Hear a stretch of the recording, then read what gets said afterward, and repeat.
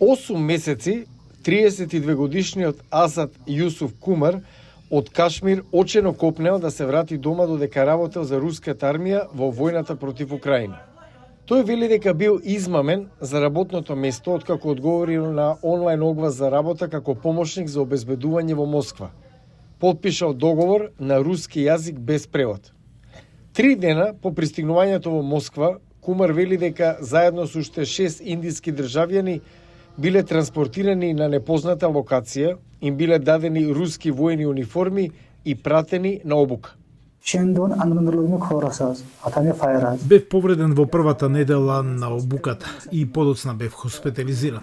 По закрепнувањето ги побарав моите сограѓани и дознав дека се испратени во војната зона заедно со некои египчани и непалци.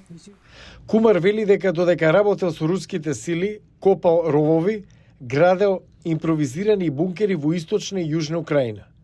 Вели, работел континуирано со денови, без доволно храна или вода.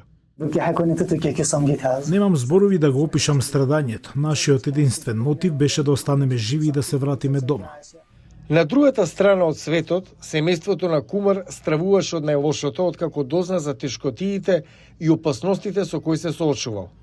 Го контактирале Министерството за надворешни работи и парламентот за помош. Индискиот премиер Нарендра Моди ја посети Русија, наводно разговарал за ова прашање со рускиот претседател Владимир Путин. Моди го посети 2 пати и тоа го олесни неговото враќање. Апелиравме до властите редовно да помагаат. За среќа, повеќето од нив кои биле измамени, сега се дома по долго чекање. Сите сме среќни.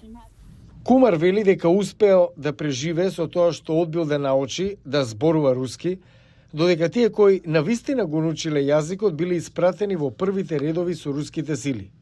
Кумар и уште 34 индици се вратија дома. Но вели дека многу други се уште се таму и ја повикува владата да им помогне.